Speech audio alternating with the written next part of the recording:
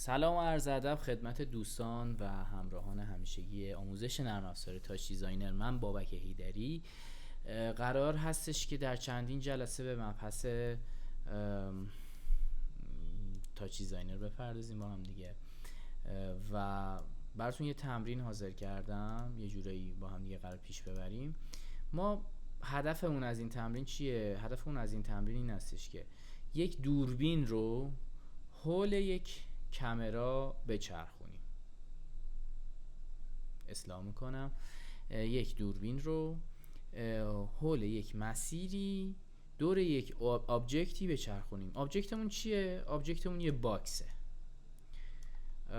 و توضیحی راجع به این نود بخوام بهتون بدم، همه نود بای دیفالته، یعنی هنوز تنظیمی رو روش شروع نکردم انجام بدم و یه روش رندرگیری خیلی ساده است که همینجوریه دیگه توی تاچ دیزاینر و توی جلسات گذشته در رابطه باهاش صحبت کردم. خب من میخوام چه اتفاقی بیفته؟ من میخوام که این متریالش بشه وایر فریم و من میخوام دور این مکعبه بچرخم، توی یه مسیر دایره‌ای میخوام بچرخم. خب اولین کاری که باید بکنم، نکته اینه که خیلی بد قلقه، یعنی از همین الان بهتون میگم که این کار نمیدونم چرا انقدر بد قلق بود برای من و یادگیریش انقدر سخت بود، ولی سعی کردم که تو این ویدیو تمام کارهایی که لازمه انجام بدین تا اتفاق بدی نیفته رو براتون انجام دارم میدم. خب من یه سیرکل اد میکنم اینجا. توی قسمت کامera ما یک پث ساب داریم که شما یه سرفیس اپراتور رو به عنوان پث میتونین بهش بگین، یعنی الان دوربین هر کاری بکنیم توی این مسیر این حرکت میکنه با پوزیشن. خب پس اگر من اینو اپس تایم بهش بدم، این باید حرکت بکنه. خب سوال اول، این الان داره دور محور خودش نمیچرخه و دوربین داره یه جورایی جامپ میکنه. از ما لایتمون میتونیم ببینیم که داره چه اتفاقی براش میفته.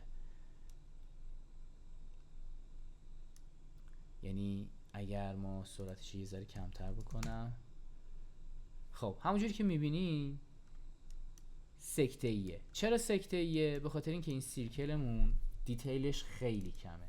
یعنی اگه مثلا باشه 100 تا، دیدید حرکت روون شدش تقریبا، دیگه اون حالت سکته کردن رو نمیبینی.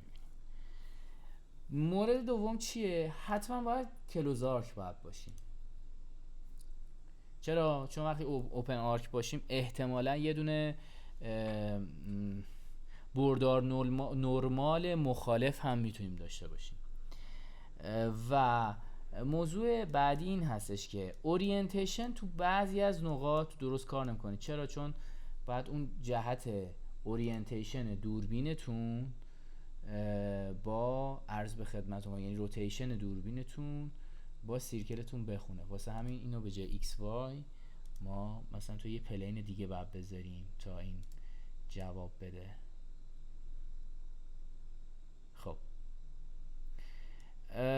مورد بعدی، خب الان میبینید که اصلا دیگه دوربین خیلی زیاد لگ نداره، تو یه نقطه است که الان لگ داره، اون هم الان درستش میکنیم. نکته بعدی این هستش که پیوتتون حتما باید صفر باشه. یعنی اگه میخواین کاملا وسط حرکت بکنه و کاملا دوربین دورش بچرخه، این کار رو باید بکنین. یه وقتی هم هست شما پیوت میکنین دوربینتون رو، ولی ما الان هدفمون این هستش که صرفا آبجکت وسط باشه و دوربین دورش بچرخه. نال رو بهش اضافه میکنیم، یه نال کمپوزیشن که مختصاتش تو 0 و 0 و 0 هستش. اینو به عنوان لوکت بهش اضافه میکنیم. خب گوشی من زنگ خورد، من یه پاز بدم. خب این نال رو به عنوان لوکت ما بهش دادیم و همونجوری که میبینید بازم لگ میده. ما دوباره با این پلینش بازی میکنیم تا ببینیم که، خب من یه پاز بدم ببینم این ایرادش از کجاست.